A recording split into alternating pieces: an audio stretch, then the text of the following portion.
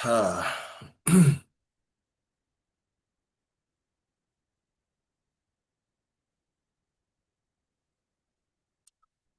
어, 오늘 수업은 순서를 조금 바꿔서 이 소설의 추천사를 쓴 사람들의 추천사를 한번 읽어보도록 해보자. 어, 커트 보니것, 미국의 1960년대에 주로 활동한 작가고, 우리가 2주간에 읽은 책은 제5 도살장이지. 음, 뉴욕타임즈라고 하는 미국의 가장 유력한 언론사에서는 커트 버니것의 제오도 살장을 이렇게 표현했대. 한없이 고통스럽고 한없이 유쾌한 눈물 겪고도 흥겨운 이렇게 모순되지. 이런 걸 역설이라고 하고요. 영어로는 패러독스라고 하지. 너무나 보니것다운 소설이래. 도레스 레싱이라고 하는 작가는 노벨 문학상을 탄 여성 소설가인데 이렇게 평했네요.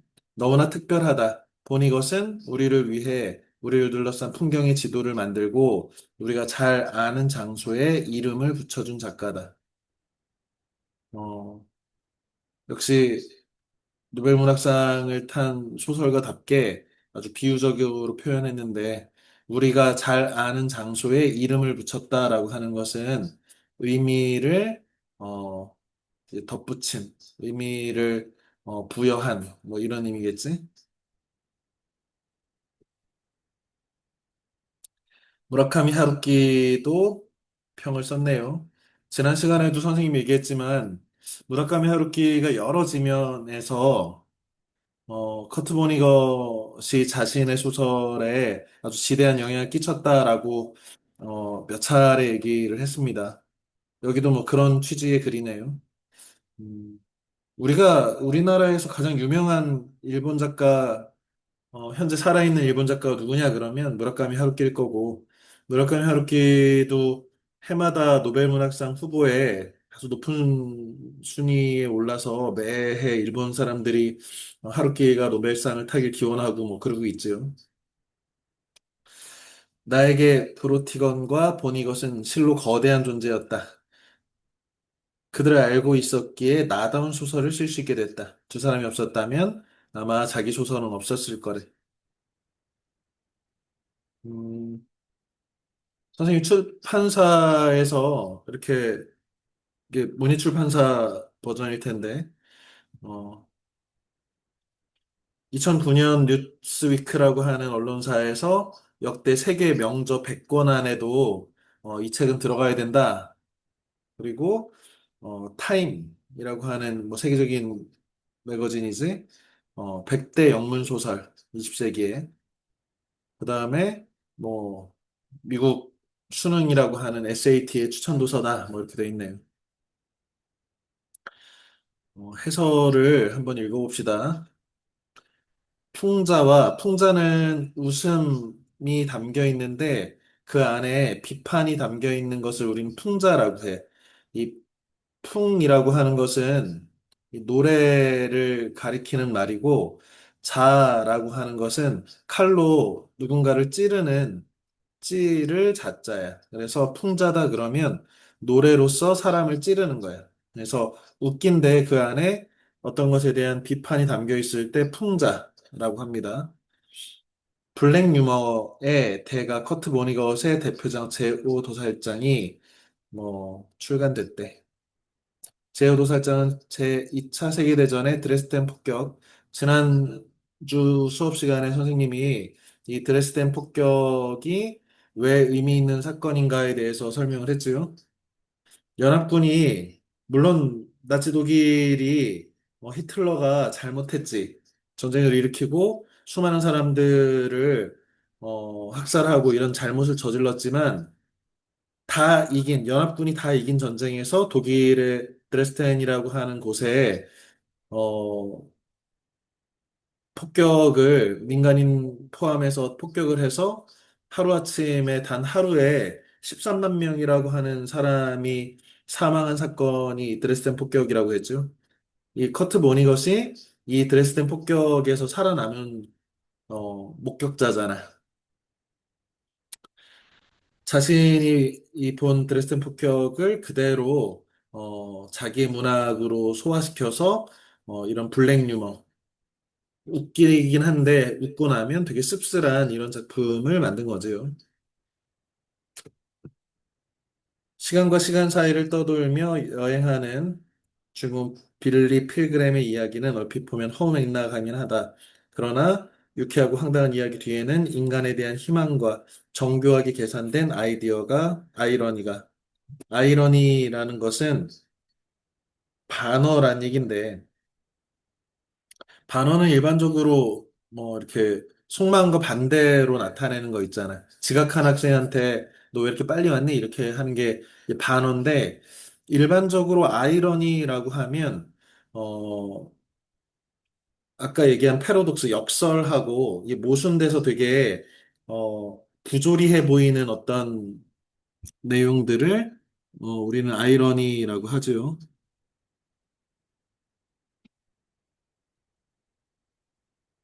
그래서 20세기 포스트 모더니즘 문학을 이끈 포스트 모더니즘이라고 하는 것은 모더니즘이 이성 중심주의, 다시 말하면 뭐 선과 악이라든지 정상 비정상이라든지 이런 것들로 이분법적으로 이성을 통해서 선명하게 나누는 것을 통상 우리 모더니즘이라고 하는데, 그런 모더니즘, 이성 중심주의 또는 비슷한 말로 합리주의라고 하는데, 이런 이성중심주의 합리주의의 비판으로 모더니즘을 넘어서는, 그래서 후기 모더니즘, 후기 근대주의라고 하는, 그래서 이성보다 감정 혹은 이분법적인 이런 구별이 굉장히 그 어리석은 짓이다라고 하는 그런 관점에서 이제 포스트 모던 혹은 여태까지 있었던 어떤 기존의 옳고 그름의 기준 이런 것들을 무너뜨리는 이런 것을 통상 우리가 포스트 모던이라고 합니다. 이 커트 버니것이 그런 거지. 네 편 내 편이 있는 것이 아니라 양쪽 다 전쟁이라는 바보 같은 짓을 저지른 것이다라고 하는 것이 우리가 읽은 이 제오도살장의 주제죠. 독특한 반전 소설이다. 전쟁에 반대하는 반전이지. 반문화라는 건 우리가 문화라고 생각하는 것에 대해서 비판적 사고를 갖는 것을 뭐 반문화라고 합니다. 냉소는 뭐야? 시니컬하다라는 뜻인데, 웃는데 차갑게 웃는 거잖아. 비웃음 같은 거죠. 휴머니스트는 뭐야? 인간주의, 인간주의자, 인간을 중시하는 휴머니스트 커트 보니것이래. 음, 미국의 우리 마크 트웨인이라는 뭐 미국 문학의 자랑이지. 후계자로 일컬어지는 커트 보니것.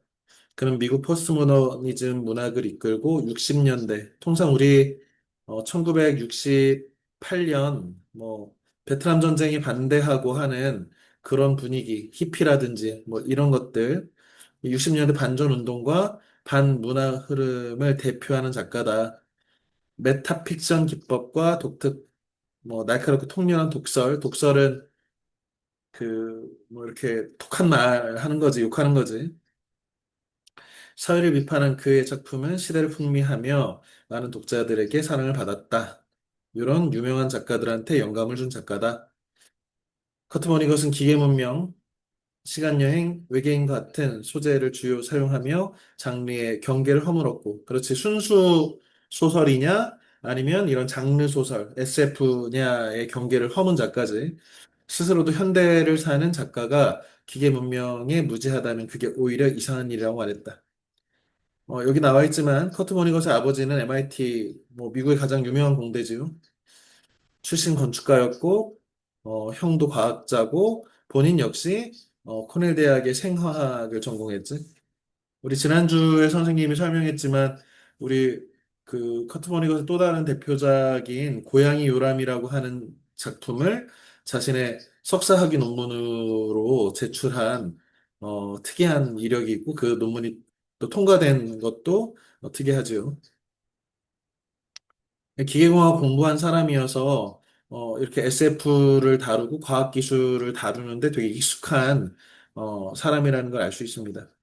과학을 사랑하고 인간에 대한 희망을 놓치지 않던 청년이 그대로 흘러갔다면 그는 조금 다른 스타일의 소설을 쓰게 됐을지도 모르는데, 그러나 독일의 드레스덴 폭격은 그의 인생을 바꾸고 말았다.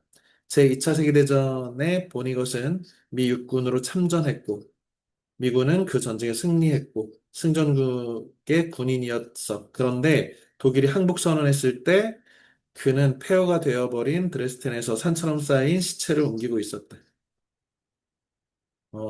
독일군 포로로 제오도 살짝 지하 그 정육 그 푸짓관 같은 데에 이렇게 갇혀 있었는데 그 위로 문명 도시인 아름다운 드레스덴에 미국과 영국의 공군이 어마어마한 폭탄을 쏟아 부어가지고 하루아침에 군인 민간인 할 것 없이 13만 명의 사람이 증발해버린 모두 사망해버린 그 상황에서 독일 군들이 끌어다가 거기 시체 치우는 일을 시킨 거지.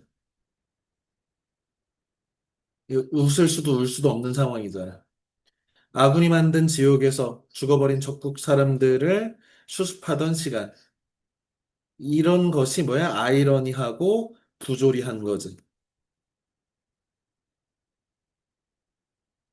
이거야말로 최고의 아이러니지.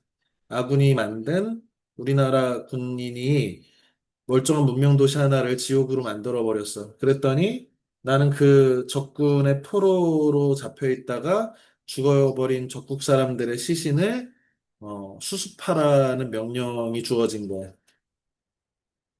아이러니와 부조리는 그의 작품 세계의 근간, 뿌리 근자의 근간. 전통의 서사, 이야기 방식을 뒤집는 독특한 반전 소설이다. 45년 2월 13일 드레스덴 폭격탄이 쏟아졌다. 4일간 폭격으로 엘베의 피렌체, 이탈리아의 문명 도시인 문화 도시인 피렌체라고 불리던 아름다운 도시는 화염에 휩싸여 폐허로 변했다. 전세를 굳히기 위한 미국, 영국 연합군의 공격. 건물 대부분이 파괴됐고 추산 3만 5천에서 15만 명의 민간인 사상자가 나왔다. 드레스덴 폭격에서 우연히 허락한 덕에 살아난 보니것은 전쟁에 돌아온 후 이 사건에 대해 책을 쓰기로 마음먹었다. 그러나 실제로 책이 출간된 거는 한참 지났네. 20년 넘은 후였다. 전쟁을 다룬 이야기는 많다. 그러나 제5도살장은 조금 다른 방식을 택했다. 어떤 방식이야? SF, 시간여행. 소설 안에서 평화를 사랑하고 전쟁에 반대하는 사상적 표현은 거의 등장하지 않는다. 작가는 전쟁의 참극을 결코 노골적으로 설명하지 않는다. 잿빛의 달 표면이라고 드레스텐을 뭐라고 표현했어? 이 책에서는 잿빛의 달 표면이네 이렇게 위태롭고 고르지 못한 곡선, 돔을 이루고 있는 돌과 목재로 이루어진 레이스, 시간과 공간을 어지럽게 넘나드는 이야기 안에서 드레스는 오히려 비현실적 공간으로 묘사되어 있고 주인공 빌리가 겪은 드레스덴 폭격 또한 매우 담담하게 그려진다. 등장인물 역시 일반적 서사와 다르다. 이 소설에서 얘는 전투에서 동료나 나라를 구한 영웅도, 물론 이제 마지막 장면에서, 이 독일군 포로가 된 이 미군들에게, 그 독일 편을 들으라고 이렇게 회유하는 그 독일인에 대해서 용감하게 저항하는 그런 등장인물을 등장시키기도 하지만 이 소설에 나오는 대부분, 뭐 90% 이상의 인물들은 다 부조리한 인물들이지. 영웅은 없고, 그냥 다 뭔가 병적이고 부조리한 인간들 투성이지. 그 사람들도 원래 전쟁 전에는 평범한 가족, 평범한 학생, 평범한 직장인이었는데 전쟁이 인간을 그렇게 만든다라는 걸 보여주는 소설이지. 전쟁으로 모든 걸 잃고 고통받는 희생양도 등장하지 않는다. 주인공 빌리 필그램은 우연히 시간에서 해방돼요. 시간에서 해방됐다는 것은 빌리한테는 과거, 현재, 미래라고 하는 이 순서로 시간이 흐르는 것이 아니라 이 일생의 전체가 동시적으로 펼쳐져 있는 상태. 물론 우리는 이렇게 시간이라고 하는 것이 없는 상태에 대해서 이게 상상하기도 되게 어려운데, 시간이 없는 상태가 뭐지? 그래서 나의 탄생과 나의 죽음과 나의 그 수많은 순간들이 동시에 펼쳐진다는 건 뭐지? 뭐 이렇게. 그런데 이제 이런 식으로 세계를 인식하는 주인공인 거잖아. 트라팔마도 행성에 납치돼가지고 갔다 온 다음에 이 외계인들과 같이 시간을 이렇게 순차적으로 흘러가는 것이 아니라 동시에 인지할 수 있는 능력을 갖추게 된 거지. 그래서 삶의 여러 시간을 발작처럼 여행한다. 외계인에게 납치되기도 한다. 빌리는 어떻게 한 행성이 평화롭게 살 수 있는지 묻자 모든 시간을 루키 산맥처럼 한눈에 볼 수 있는 트랄팔마도 행성의 생명체는 이렇게 말한다. 오늘은 그렇죠. 하지만 다른 날에는 당신이 보거나 읽던 어떤 전쟁 못지않은 끔찍한 전쟁을 치르고 있습니다. 그건 우리도 어쩔 도리가 없기 때문에 그냥 안 보고 말지요. 무시해 버립니다. 우리는 기분 좋은 순간들을 보면서 영원한 시간을 보냅니다. 지금 이 외계인이 과거, 현재, 미래가 동시에 볼 수 있고 이 우주가 어떤 외계인의 실수로 이 우주가 종말을 맞는 것을 알고 있지만 그것을 그냥 내버려 두잖아. 왜? 과거, 현재, 미래라고 하는 것이 순차적으로 있어서 내 과거가 현재를 구성하고 현재가 미래의 그 원인이 돼서 인과관계로 과거가 현재로 현재가 미래를 인과관계로 형성된 것이 아니고 이것이 그냥 펼쳐져 있는 상태. 그래서 내가 지금 어떤 것을 하고 있는 것도 운명적으로, 숙명적으로 정해져 있는 거고 나는 이것을 바꾸지 않고 그냥 들여다보고만 있는 어떻게 보면은 어 자유의지? 인간에게는 자유의지가 있는가에 대해서 부정하는 내가 이때 이런 선택을 했다면 다른 미래가 펼쳐졌겠지 이런 거 없다는 거잖아. 모든 것은 꽉 짜여진 과거, 현재, 미래가 있고 우리가 그것을 다 보고 있으면서도 얘네들은 안 바꾼대. 그냥 너무 끔찍하니까 안 보고 넘어간대. 이런 것이 일종의 풍자지. 사실은 지금도 뭐 이 세상의 비극은 동시에 일어나고 있잖아. 지금도 우크라이나 러시아 전쟁에서는 계속해서 사람이 죽어가고 있고 뭐 기근이라든지 폭력이라든지 뭐 이것이 한 번도 끊인 적이 없는 이 인류의 삶 속에서 우리도 그냥 이렇게 살고 있지. 뭐 어쩔 도리가 없기 때문에 그냥 안 보고 만대. 무시해 버린대. 그리고 기분 좋은 순간들을 보면서 영원한 시간을 보낸대. 커트 보니것이 전쟁을 치르고 나서 돌아와서도 그 전쟁으로부터 세계 2차 세계대전으로부터 그 20년, 30년 지난 후인 60년대에 미국은 다시 베트남 전쟁을 일으키고 있는 상황에서 이 소설을 쓴 거지. 우리가 그 끔찍한 전쟁을 치르고도 교훈이 없었구나라는 생각을 하겠지.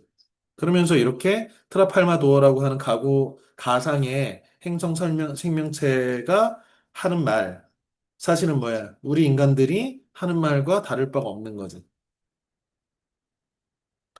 그러다 보니 제오도살장은 얼핏 보면 그저 숙명론의 결과물처럼 보인다. 그러나 그 허무와 비관론을 한 겹 들춰고 들여다보면 그 안에 작가가 설치해둔 정교한 아이러니가 숨어 있다. 작품 속 화자는 초반부터 전쟁을 미워하는 아름답게 표현하는 것을 경계한다. 또한 가장 주인공다운 인물인 에드거 더비가, 그죠? 이 찻잔을 훔쳤다고 죽음을 맞잖아. 그러니까 아주 용감한 학교 선생님 출신의 목숨 걸고 정의를 외치던 이 용감한 더비라는 애가 그냥 찻잔 훔치다가 총살당해 죽는. 이게 진짜 전쟁이다. 이런 거지. 작가는 화자 주인공을 분리시켜 서로 다른 의견을 전하고 독자들에게는 전쟁이 불러온 비극의 윤곽만을 전달한다. 이렇게 전통적인 서사는 이야기라는 뜻입니다. 전복 뒤집음으로써 이 소설은 전쟁의 비극적인 면모를 더 분명히 드러나게 된다. 그렇지요. 모든 죽음은 그저 그렇게 구조화되어 있는 것이라 받아들이는 빌리의 덤덤한 태도는 결국 비극과 부조리를 향한 방어 기제인 셈이다. 무슨 말이야? 빌리는 이 전쟁 순간순간으로 계속해서 돌아가잖아. 시간 여행 때문에 내가 아침에 파티를 하다 문을 열고 들어가면 다시 전쟁터. 내가 미래에 외계인의 동물원에 갇혀가지고 이야기하다가 어딜 돌아보면 다시 전쟁터. 이런 식으로 자꾸만 자신의 그 트라우마의 상태로, 전쟁 상태로 자꾸 돌아가는데, 그래서 어떻게 됐어? 덤덤해졌지. 왜? 그런 큰 비극과 부조리를 향한 방어 기제래. 인간이 미치지 않기 위해서 자신의 정체성이나 자아를 유지하기 위해서 자기 나름의 어떤 방식들로 그것들을 방어하는 것을 방어 기제라고 하는데 그런 식으로 작동을 한다는 거죠. 커트 모니거스에게 웃음과 유머로 절망이 맞서는 방법. 이건 지난주에도 설명한 부분이네요. 한 인터뷰에서 본 이것은 드레스 폭격은 종전을 앞당기지도 독일군을 약화시키지도 못했고 포로들을 구하지도 못했으며 오직 한 사람을 제외하고는 그 사건 이익을 본 사람이 아무도 없는 무익한 일이었다. 그 한 사람이 누구냐? 바로 나다. 나는 이 책으로 큰 돈을 벌었고 나는 그래서 그때 죽은 사람 한 명당 얼마씩의 돈을 번 것과 마찬가지다. 그래서 나는 이 전쟁에 나도 책임이 있다. 뭐 이런 식으로 이게 농담인지 아닌지 분간이 안 되는 그런 말들을 남겼지요. 부시 정부의 정책, 이 부시가 아버지 부시인지 아들 부시인지는 모르겠지만 아버지 부시든 아들 부시든 중동에서 이라크 전쟁을 뭐 계속해서 일으켰고 그러니까 전쟁 정책이지. 맹렬히 비판하고 반전운동에 활발하게 참여한 버니것. 그는 사회를 비판하여 휘두른 가장 날카로운 무기가 바로 유머였다. 선생님도 이 소설이 진짜 좋은 소설이라고 생각하는 거는 사람을 울리는 방식은 뭐 그렇게 어렵지 않을 수 있는데 이 사람을 웃기는 거는 쉽지 않단 말이야. 더군다나 어떤 웃음이라고 하는 것은 그 시대를 초월해서 웃기기가 쉽지가 않은데 지금도 이 제5도 살장이 1960년대 개그에 머무는 것이 아니라 계속해서 이게 고전처럼 읽을 때마다 웃긴 거지. 그런데 단지 웃긴 게 아니라 블랙 유머지. 웃고 나면, 야, 이거 진짜 황당하다, 웃기다. 웃고 나면, 이렇게 웃어도 되는지 마음이 쎄한 감정이 드는, 그런 걸 블랙 유머라고 하죠. 블랙 코미디라고 하죠. 그래서 반전, 민권운동, 자유의 물결을 타고 제5초살장은 미국 포스트 모더니즘 문학의 대표작이다. 이 소설 안에서 모든 죽음의 뒤에는 뭐가 나와? 뭐 그런 거지. 라는, 어, 굉장한 냉소적인, 뭐 어마어마한 비극을 막 써놓고서 제일 마지막 문단에는 뭐래? 뭐 그런 거지? 라고 그냥 넘어가는 이 대사는 60년대 반문화, 히피라든지 뭐 이런 문화의 락큰롤이라든지 이런 것의 일종의 슬로건이었대. 그는 2차 세계대전 최악의 학살을 겪고도 인간에 대한 희망을 잃지 않고 싸울 수 있었던 것은 그 시니컬한 냉소적인 유머의 힘이었다. 제오두살장이 당대 젊은이들 사이에서 반문화 상징이 되었던 것도 유머가 지닌 힘이다. 어, 나라 없는 사람이라는 아마 에세이집으로 알고 있는데 유머가 인생이 얼마나 끔찍한지를 한번 물러서서 안전하게 바라보는 방법이다. 내가 정말 하고 싶었던 일은 사람들에게 웃음으로 위안을 주는 것이었다. 유머는 아스피린처럼 아픔을 달래준다. 아스피린은 진통제인데, 진통 해열제인데, 그 아픔 자체를 병의 원인을 고쳐줄 수는 없지만, 유머가 그 고통 자체는 좀 희석시켜준다는 거죠.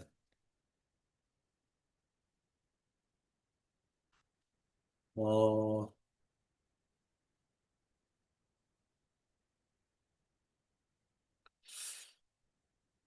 선생님이 이 소설을 읽은 거는 2022년, 지금 한 3년 전쯤이 되네요. 어, 이게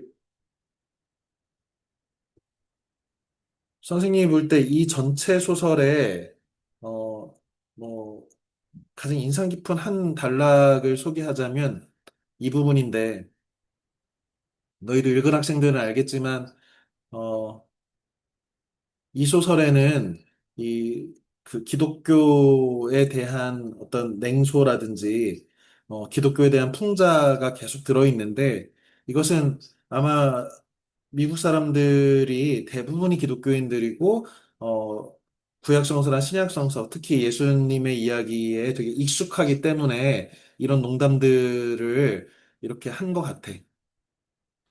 봅시다. 페이지 141페이지의 구절인데요. 읽어보겠습니다. 그리스도 이야기의 약점은 별것 아닌 것처럼 보이는 그리스도가 예수님이 사실은 우주 최강의 존재의 아들이라는 것이다. 신의 아들이니까. 우주의 방문객은 이렇게 말했다. 트라팔마도어의 외계인들이 이 신약 성서를 이렇게 읽다가 새로운 관점에서 해석을 한 거지. 독자들은 이 점을 알고 있어서 십자가 처형 대목에 이르면 당연히 다음과 같은 생각을 하게 되었다. 로즈워터는 그 소리를 소리내어 읽었다. 오, 이런. 이 사람들은 린치할, 폭력을 가할 사람을 잘못 고른 게 틀림없어. 그렇지요. 잘못 골랐지? 왜 하나님의 아들을 린치하고 있으니까. 십자가에서 못 박아가지고 괴롭히고 있으니까. 이 생각에는 형제가 있었다. 여기서 끝나는 게 아니라 이 생각에 작은 몰에 린치 당하기 적당한 사람이 있다는 거. 누굴까? 좋은 연줄이 없는 사람이지. 뭐 그런 거지. 음, 사람들은 성경책에서 예수님이 십자가에 돌아가시는 장면을 읽으면서 이런 생각을 한대. 야, 이거 얘네들 큰일 났다. 린치할 사람 잘못 골랐네. 이렇게. 그런데 그 생각은 누구랑 짝이 되는 형제 생각이 뭐냐면, 아유, 린치를 하려면 연줄 없는 사람 린치해야지. 라는 교훈을 준다는 거야. 그러면서 또 뭐래? 뭐 그런 거지. 지난주 수업에서도 선생님이 한번 보여준 사진인데, 이 사진은 45년 2월에, 드레스덴 폭격 직후의 모습이래. 지금 되게 아이러니하게도 교회의 천사상을 배경으로 이 커트 버니것에 의하면 마치 달의 분화구처럼 돼버린 드레스덴의 이 폐허.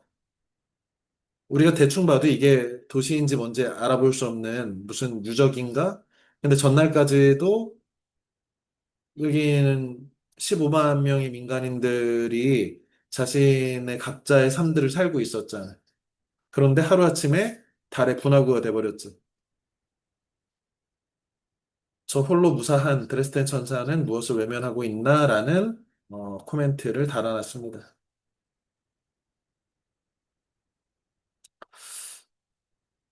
선생님이 그 서평을 쓸 때 한참 이제 우크라이나 전쟁이 막 시작됐었거든. 아, 전쟁. 우크라이나를 포위한 러시아 기갑부대, 탱크부대, 장갑차 부대를 기갑부대라고 합니다. 유형을 보면서 내면을 들끓는 분필자의 미학. 뭐 무기에도 미학은 있겠지. 어, 선생님도 이 전쟁을 보면서 너무 참혹하고 이 전쟁이 빨리 끝나야 될 텐데 라는 생각을 하면서도 한편으로 선생님도 전차부대 기갑부대 장교 출신으로 이 군 무기 체계라든지 전술이라든지 이런 것들이 자꾸 보이는 거야. 그러면서 아 내가 어 전차를 탱크를 보고 장갑차를 보고 이 전술하는 것을 보고 하면서 이런 감정들을 느껴도 되나라는 이런 자기 성찰 같은 것들을 하게 됩니다. 나치의 홀로코스터는 언제나 피해자의 관점에서 보다가도 히로시마와 나가사키를 떠올리면 원자폭탄의 통쾌한 시점이 되고 마는 허약한 이율배반, 모순. 이게 무슨 말이냐면 우리가 전쟁을 편을 갈라서 본다는 거지. 당연히 우리는 나치를 적으로 보고, 그래서 홀로코스터는 피해자인 유대인 관점에서 동정하고 공감하고, 이러다가도 우리 미국이 히로시마 나가사키에 원자폭탄을 터뜨려서 우리가 독립을 하게 됐고, 이런 것들 때문에 자꾸만 나가사키와 히로시마에서 수많은 민간인들과 무죄한 동식물들이 죽었는데도 불구하고 우리는 원자폭탄을 보면서 통쾌하다고 생각을 하잖아.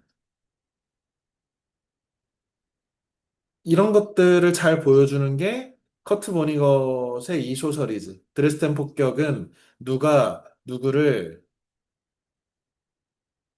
그러니까 가해자와 피해자가 완전히 엉켜버린 그런 이율배반의 아이러니를 보여주는 그 순간에 커트 버니것이라고 하는 이 소설, 나중에 위대한 소설가가 되는 이 사람이 운명적으로 그 자리에 아군의 폭격이 쏟아지는, 그래서 우리 편이 이기고 있는 그 폭격 밑에서 살아남아서 아군이 죽인 시체를 강제로 포로가 돼서 수습하고 있는, 그야말로 아이러니의 중첩을 이 소설가한테 보여주고, 그것이 지금 제 오도살장이라고 하는 이 고전으로 남은 블랙 코미디의 어, 어떤 모티프가 되는 거지.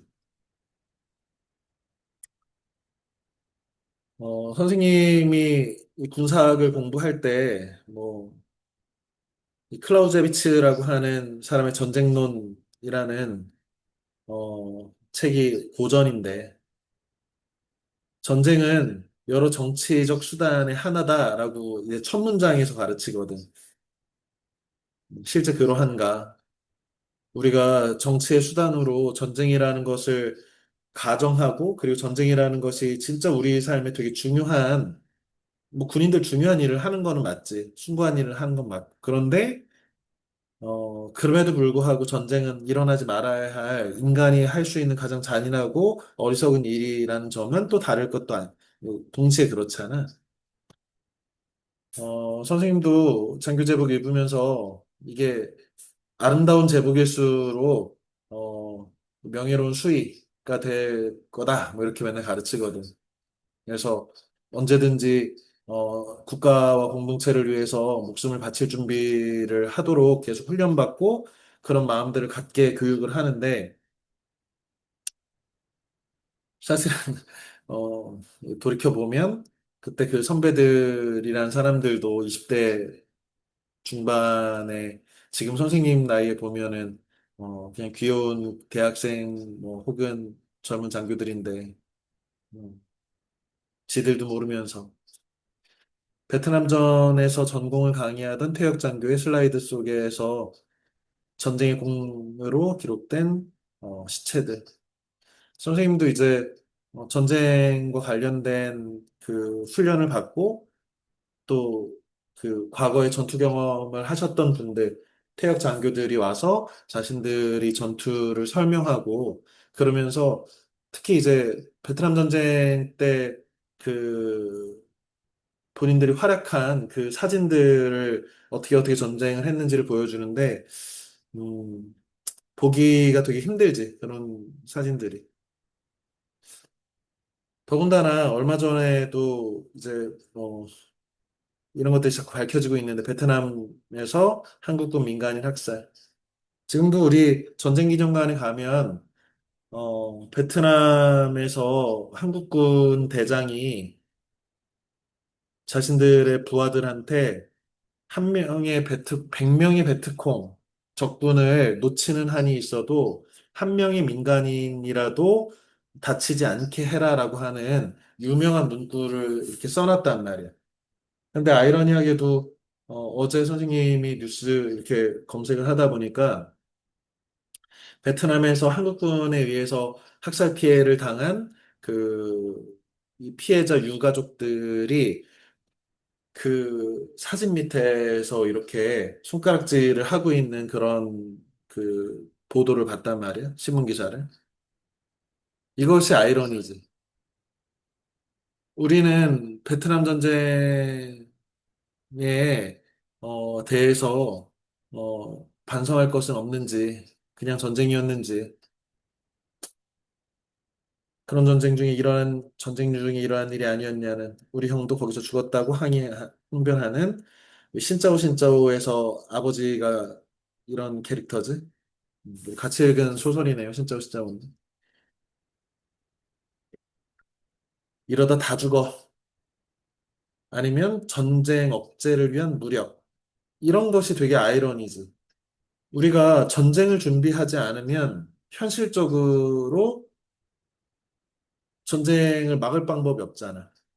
우리가 강력한 국방력을 갖추고 어떤 나라가 우리나라를 함부로 무력으로 침범하지 못할 정도의 정교한 어떤 강한 군사력을 갖추는 것, 전쟁을 준비하는 것, 이것이 전쟁을 막는 길이잖아. 그러니까 전쟁을 억제하려고 해도 무력이 필요하고, 전쟁을 하려고 해도 무력이 필요한, 전신의 분노를 잠재우는 프리아모스의 키스. 이거는 호메로스의 일리아드의 우리 전쟁의 신인 아킬레우스가 반신이지? 엄마는 여신이고, 어, 전쟁의 신인 아킬레우스가 자신의 아들을 헥토르, 헥토르라고 하는 트로이의 왕자인데 아킬레우스가 헥토르를 죽이지. 그런데 이 헥토르의 시체를 막 훼손하고 너무 이제 복수심 때문에 자기 조카가 죽었거든. 사촌이. 그래서 아킬레우스가 시체를 막 끌고 다니고 이렇게 하니까 그날 밤에 적진으로 이 아테네의 진영으로 트로이의 왕인 프리아모스가 와서 자신의 아들을 죽인 아킬레우스의 손에 키스하고 그러면서 내 아들의 시신을 돌려달라고 하는 이런 장면. 이게 이제 호메로스가 쓴 이 위대한 고전인 일리아드의 가장 주제에 해당하는데 아무튼 이 선생님이 이 전쟁을 소재로 한 제오도살장을 읽으면서 지금도 끝나지 않은 전쟁이는 3년 전에 쓴 이 내용이 지금도 이 아이러니 속에서 이번에 선생님도 너희들이 수업 준비하느라고 이 그래픽 노블 버전으로 한번 다시 검토를 했는데 이런 생각들이 지금도 이 머릿속에 되게 복잡합니다. 전쟁이라는 건 뭐지? 인간은 왜 이렇게 끊임없이 전쟁을 하고 같이 공멸을 하게 생긴 이 상태는 뭐지? 라고 하는. 그 다음에 미소서평 중에 중요한 것은 이 우선데, 어, 이런 비참한 전쟁을 다루면서 비극적이고, 참혹한 전쟁을 다루면서 코미디라고 하는, 웃음이라고 하는 코드로 이렇게 계속해서 써 나가는 것이 과연 올바른 태도인가? 약간 진지충처럼 얘기하자면,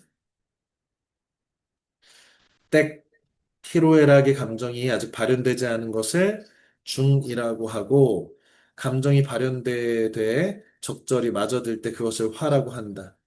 중용에 나온 표현이지. 희로애락, 미발, 위지, 중. 발현돼서 이 개 모두 적중하고 적절하면 위지, 화. 어떻게 해야 된다고? 감정은 희라는 감정도 적절해야 된다고. 이런 생각이 드는 거야. 유교적 관점에서 보면, 아, 이런 전쟁 소설을 쓰는데 이렇게 웃기게 써도 되는 건가? 이런. 아니면 비례. 얘가 아니다. 웃어도 되는지 두리번거리게 된다. 아픈데 웃기고 기발하다. 그래도 되나 또 두리번. 드레스덴의 폭격으로 이익을 얻은 자는 오직 나. 큰돈 벌었으니. 작가의 자조, 스스로에 대한 조소, 비웃음이 없었다면, 그 다음에 작가가 또 뭐라고 했냐면, 다른 인터뷰에서 계속해서 울 수 없잖냐. 그러니 웃는 거다. 그 다음에 고단한 외면. 이 전체 소설에 So it goes, 이게 뭐 그런 거지, 뭐 그런 거지 정도의 표현이 106번이 나온대. 오직 피야, 너와 나의 이분법으로 세상을 바라보기 위해서는 목이 뻣뻣하게 굳을 정도로 고단한 외면이 필요하다. 럼포드라고 하는 전쟁 옹호론자잖아. 어쩔 수 없었고, 그 전쟁은 평화를 지키기 위한 전쟁이었고, 이렇게. 그건 적군을 죽인 거야. 우리는 정의의 군인이었어. 이렇게. 이러려면 어떻게 해야 돼? 한쪽만 봐야지. 목이 뻣뻣하게 이쪽과 저쪽을 동시에 볼 수 있는 안목이 있으면 이렇게 못하는 거지. 그래서 그의 곁에는 아름답지 않은 무지한 릴리만이 존재할 뿐이다. 그래도 내가 거기 있었다. 라고 항변하던 빌리마저 다 괜찮았습니다. 모두가 자신이 하는 일을 할 수밖에 없는 거지요. 나는 그걸 트랄팔마도어에서 배웠습니다. 트랄팔마도어 행성에 납치돼서 외계인 동물원의 동물로 지내면서 자신도 알게 된 거지. 과거, 현재, 미래가 바꿀 수 없는 숙명적으로 우리가 뭔가 깨닫는다고 해도 똑같은 어리석음을 저지르고 그러니 어떻게 해야 돼? 아까도 어, 읽었지만 외면하는 수밖에 없다. 이렇게. 사실 그거 외면해야 되냐? 라고 물어야 되는데 이 소설에서 빌리는 외면하는 게 상책이다. 그렇지만 사실 좀 심하다고 느꼈어. 빌리 관점이. 너무 달관한 것이고 너무 운명론적으로 포기 체념한 거고 스토아 급육주의적인 관조 멀리서 이렇게 담담하게 호수 바라보듯이 이 전쟁과 어리석은 인간에 대해서 혹은 우리의 참혹한 숙명과 부조리에 대해서 바라보는 것이 정당한가 그것은 노예의 신학이 아닌가 뭐 이런 생각들을 해봤습니다.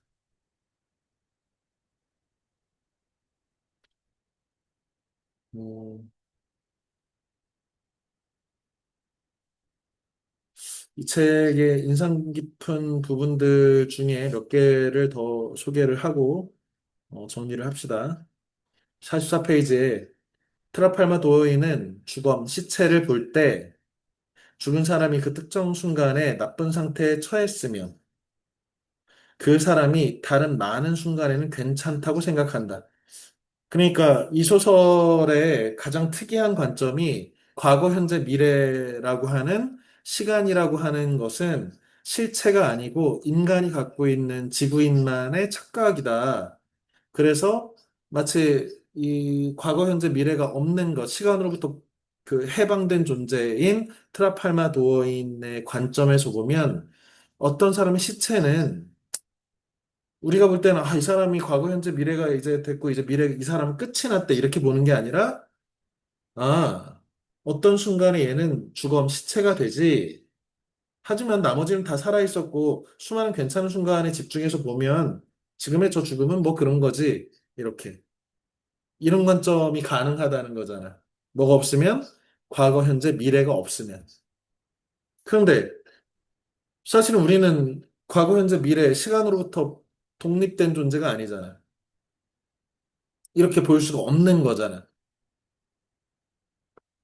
이제 나도 누가 죽었다는 얘기를 들으면 그냥 어깨를 으쓱하면 그냥 트라팔마 도어인이 죽은 사람 두고 하는 말을 하는데 뭐 그런 거죠.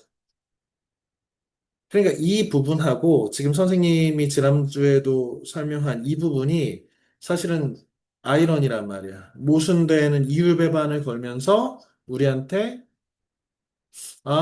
이런 트라팔마 도어식의 시간이 없는 과거, 현재, 미래가 없는 것처럼 인식하는 저 태도가 불가능하다라는 것을 자꾸 더 강조시키는 거지. 이게 없다 없다 하면 없는 것으로 누가 없다고 계속 강조할 때마다 그 역설적이게도 반어적이게도 아이러니하게도 그것이 더 강조되는 측면이 있는 거죠. 빌리는 진료실 벽에 기도문이 석을 넣은 액자를 걸어두고 있었는데 이것은 사는데 열의가 없음에도 계속 살아가는 그 나름의 방법을 표현해주고 있었다. 벽에 걸린 기도문을 본 많은 환자가 그 기도문이 자신들이 계속 살아가는 데 도움을 준다고 말했다. 이런 내용이었다. 이거는 이제 리부어라고 하는 목사님의 기도문이라고 했죠. 하느님, 저에게 제가 바꿀 수 없는 것을 받아들일 수 있는 차분한 마음과 제가 바꿀 수 있는 것을 바꿀 수 있는 용기와 언제나 그 차이를 분별할 수 있는 지혜를 주소서. 내가 바꿀 수 있는 것은 바꿀 수 있게 도전하기 용기를 달래. 하나님, 내가 바꿀 수 없는 것은 그냥 체념하고 수용할 수 있는 차분한 마음을 주세요. 더 중요한 것은 내가 바꿀 수 있는지 없는지 내가 분별할 수 있는 지혜를 주세요. 이 기도문까지는 좀 감동적일 수 있는 거지. 그래서 지금 이 소설에 나오는 많은 환자들도 삶을 살아가는 데 도움이 되는 아주 멋진 문구다라고 했는데 여긴 반전이 있다고 그랬지? 다음 줄이 다음 문장이 겁니다. 빌리가 바꿀 수 없는 것들에는 과거, 현재, 미래가 있었다.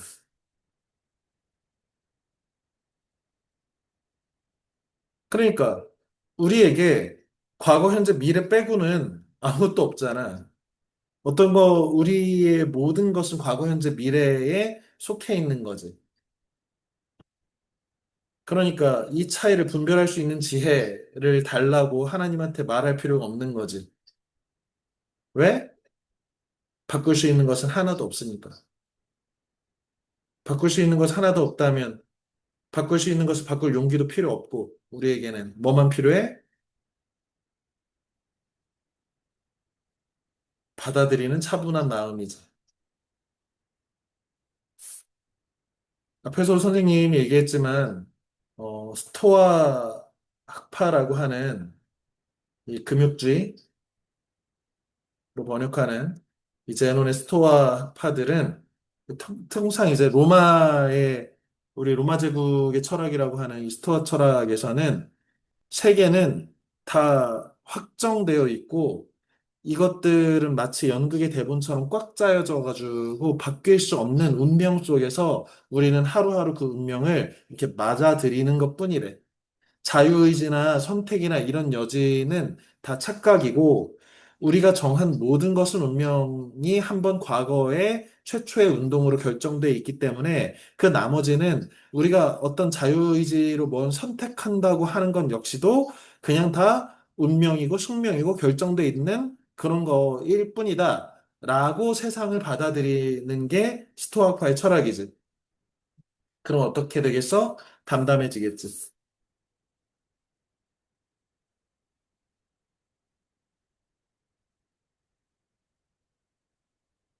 음, 여기 221페이지 뒷부분이네요. 바깥에는 불이 폭풍처럼 번지고 있었다. 드레스덴은 하나의 거대한 화염이었다. 이 하나의 화염이 유기적인 모든 것, 탈 수 있는 모든 것을 삼켰다. 다음날 정오가 되어서야 걱정하지 않고 밖으로 나갈 수 있었다. 미국인들과 경비병들이 밖으로 나왔을 때 하늘은 연기로 시커맸다.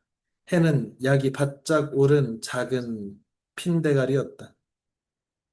드레스덴은 이제 달표면 같았다. 광물 외에는 아무것도 없었다. 돌은 뜨거웠다. 그 동네의 모든 사람들이 죽었다.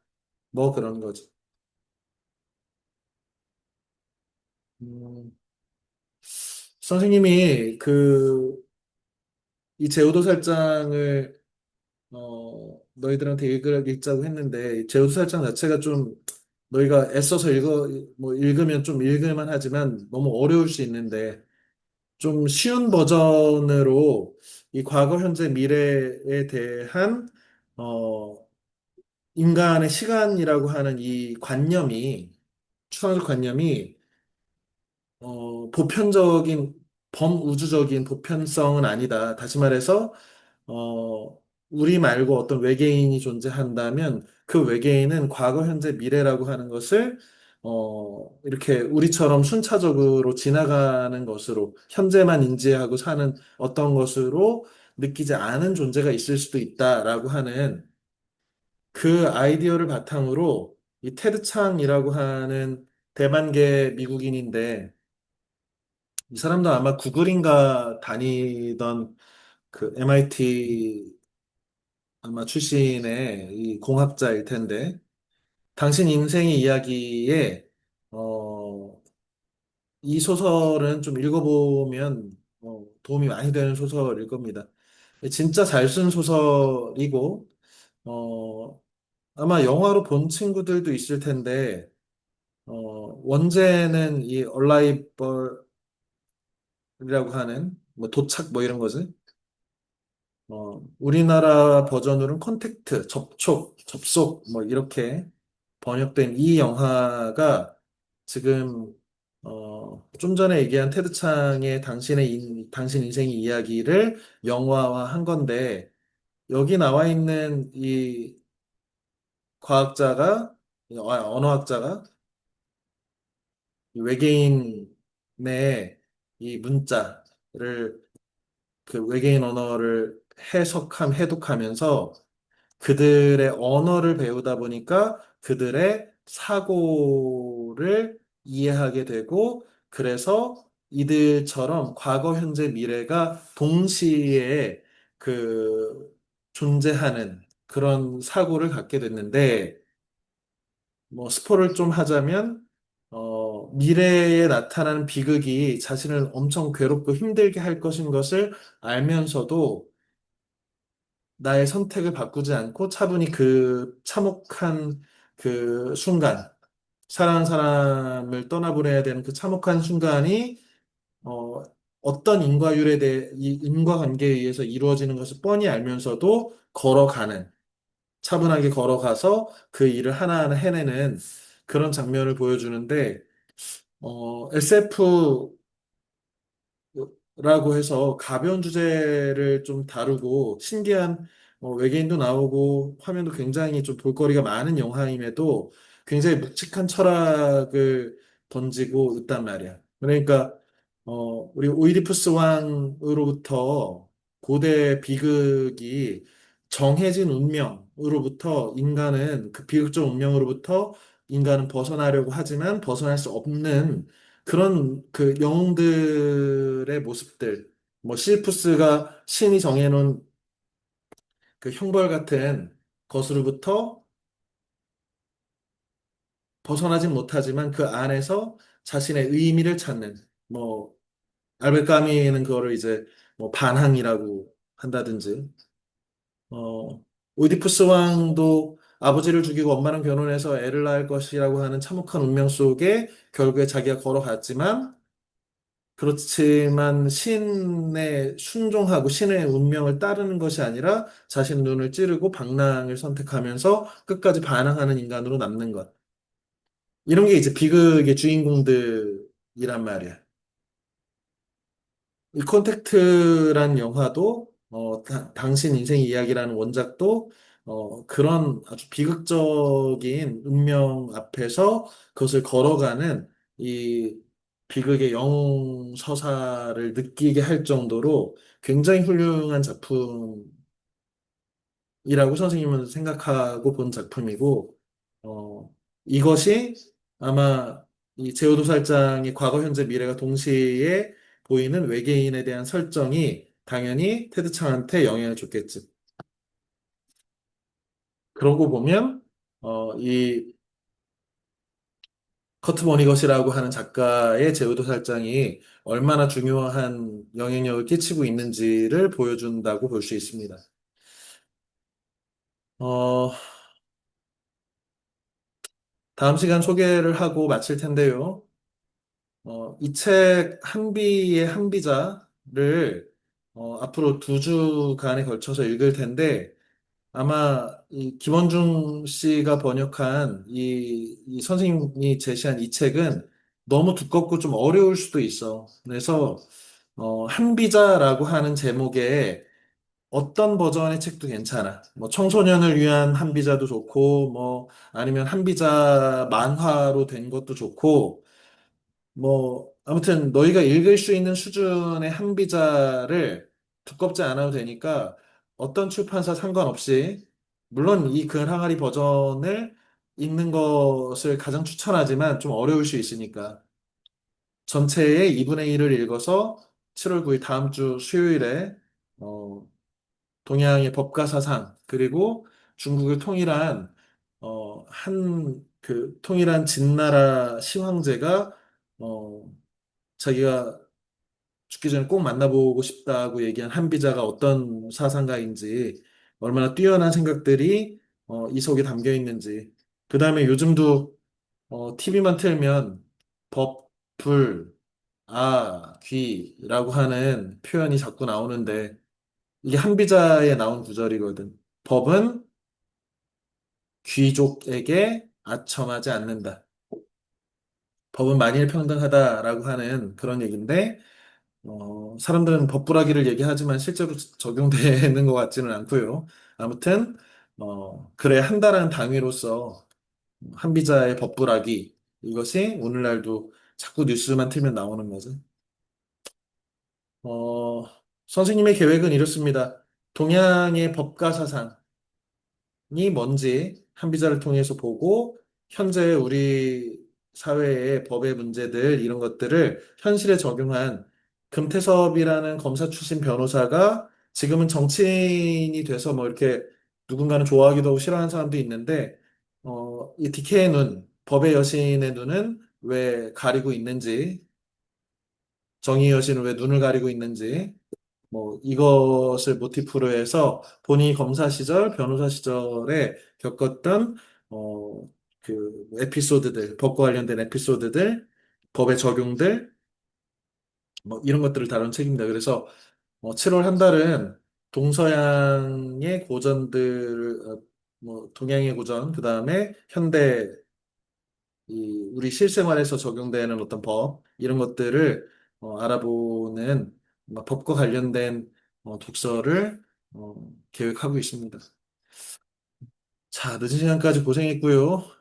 우리 지금 선생님이 다시 한번 책 읽는 것하고 한자 외우고 하는 것들 계속 강조하고 있고, 특히 숙제나 시험 보는 것들 좀 집중해서 좀 진지하게 수업에 임하는 것을 자꾸 강조하고 있습니다. 귓등으로 듣지 말고, 어, 자신 한번 돌아보고 내가 지금 선생님하고 하는 프로그램에 얼마나 충실하게 정확하게 잘 참여하고 있는지 좀 점검해서 똑바로 좀 정비해서 어, 이 수업에 임하기를 다시 한번 강조합니다. 자, 늦은 시간 모두 고생했습니다. 안녕. 안녕히 계세요. 그래, 고생했다. 안녕히 계세요. 그래.